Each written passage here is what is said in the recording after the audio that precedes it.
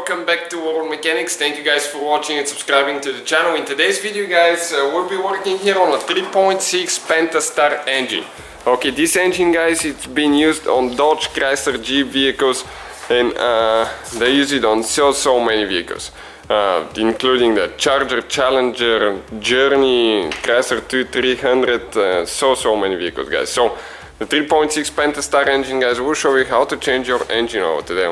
Now we'll be demonstrating on a Dodge Journey. The procedure will be about the same for all vehicles, so stay with us. We'll show you what to do and how to do the oil change. In the meantime guys, we have more than 200 videos on a 3.6 Pentastar engine, taking the whole engine apart. So please subscribe to the channel, and if you need help with anything, drop a comment below and we'll try to make a video for your problem. So in our case guys, we have the vehicle barely jacked up a little bit on each side. You can see, always use jack stands, that way you have more room to drain the oil underneath the vehicle. Okay, and we'll show you what to do next. So the tools that you're going to need: 13mm socket and a 24mm socket, and we're going to get a torque wrench later for the oil filter, and we'll explain why it's so important to use a torque wrench now. So okay, let's move that bucket a little bit out of the way. Perfect.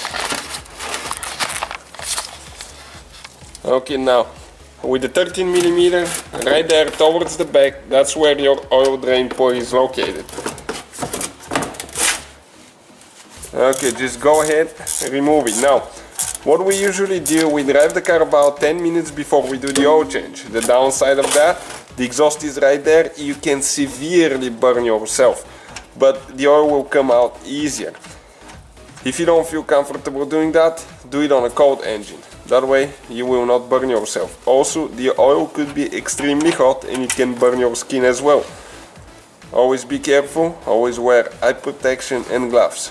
We'll let it drain now. You can see it's coming out pretty fast. Okay guys, we're going to let it drain now. We need to remove the oil filter next, so when we remove the oil filter, more oil will come out of the engine, so we'll just leave it open like that and let it drain. So depending on which vehicle now you guys have, you have an engine cover here that you need to remove. Usually it attaches with 4 bushings, okay, to the engine.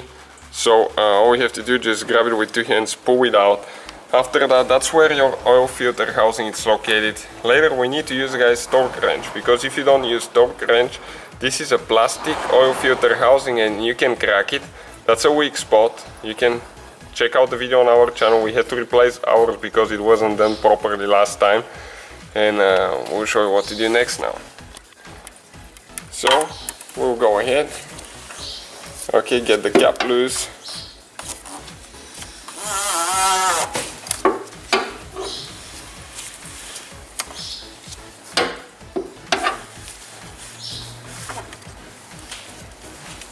Okay, it's almost out.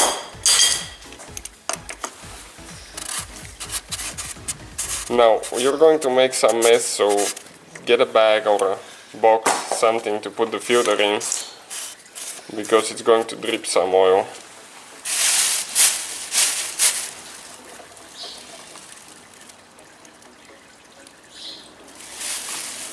Okay, perfect.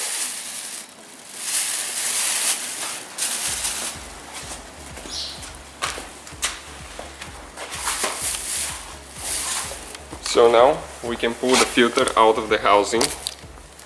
Okay, just like that. So after you pull the filter guys, now we're going to go ahead and remove that O-ring. So just go ahead and pull it out with a screwdriver. Remember in which canal it goes. It's a little bit thicker canal, and we're going to replace it with a new one. Most of the filters, they come with a new one. You can check out in the description of the video below guys the part numbers where we get our filter and oil for really good price. So this is it right there. This is the new O-ring. Always replace that one, because if you don't, you can develop oil leak from the housing. Okay, now it's important to lubricate the new ring with a little bit of fresh oil. That way next time when you are ready to remove it guys, it's not going to be stuck. So just a little bit of clean oil. Okay, just like that. Now we can go ahead, grab the filter and push it in.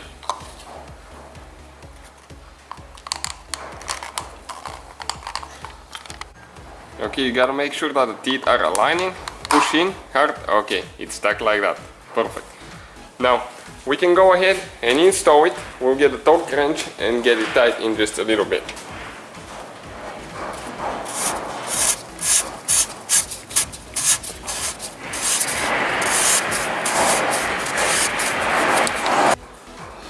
So we have the torque wrench here now. According to the cap, it says 25 Newton meter on our model.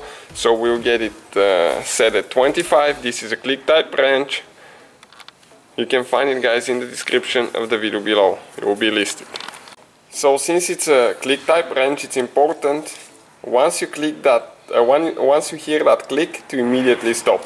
Okay, we have our set at 25, and we'll just go ahead and get it tight now. Again, once you hear that click, stop immediately. Do not put more torque.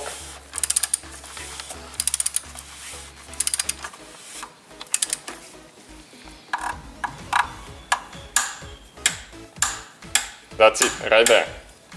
So we can go ahead and pull it out now. Always inspect your seal on the oil drain plug.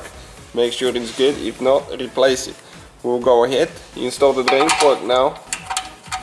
Okay, and get it tight. So, a few things not to forget, guys. Never ever leave your drain plug loose. Always get it tight. Do not leave it for later. Because if you do, you'll get loose, you run out of oil, and you'll need a new engine. So, okay, get it tight now. Perfect.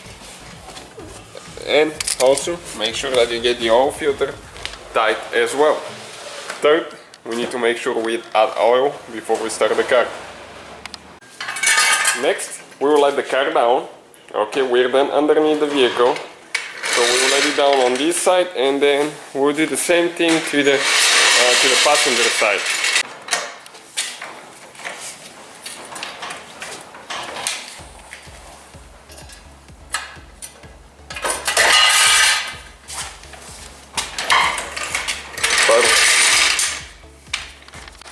So this is a 5W30 oil. Some will require 520. It really depends on the climate and where you live, guys. So check out your manual. For this specific vehicle, it says 6 quarts or 5.6 liters. But I would start by adding 5 and just check the dipstick to make sure that you don't overfill it, because different models, different engines, okay, might require a little bit more or less depending on the oil cooler type and the setup that you have.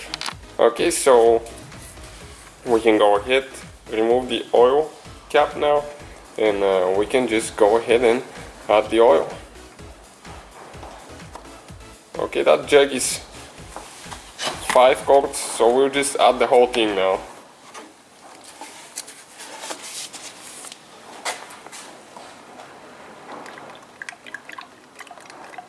Okay, try not to spill any, because if you do, it's going to be stinky later when the engine gets hot. So if you spill any, try to wipe it. Always stay out of the fan, because if the engine is hot here, guys, the fan might turn on. Okay, so this one is almost empty now. Okay. We almost came out, so we have to go a little bit slower.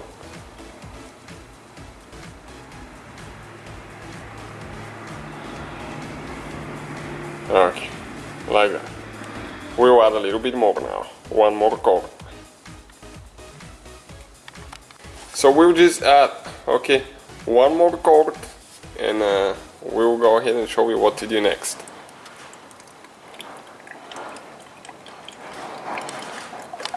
Okay, do not forget to put your oil cap on and get it tight as well. Now, what we're going to do, we'll pull the dipstick, okay, and we're going to wipe it and see how much oil we have before we attempt to start the vehicle.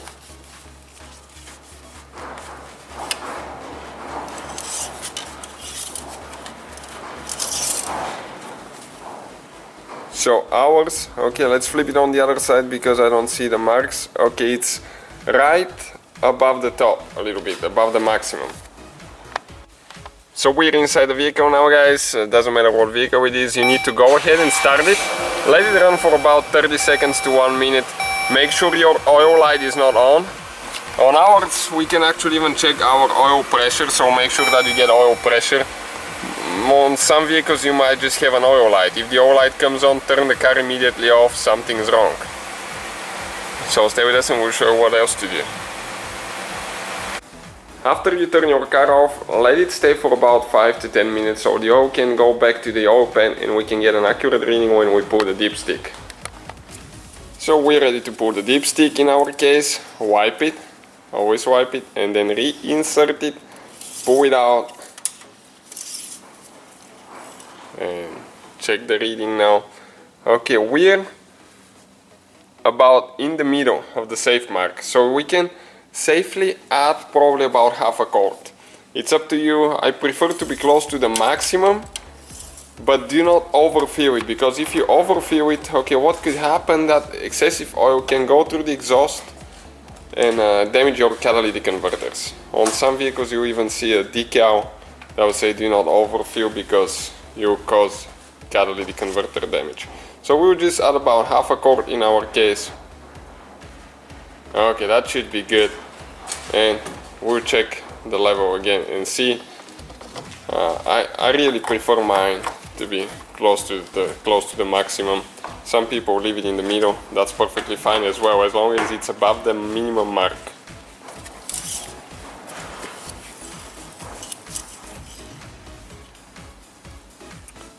Okay, almost to the full, so that's it. So thank you guys for watching the video. Please subscribe to the channel, many more videos will come on that 3.6 Pentastar engine, and see you guys next time.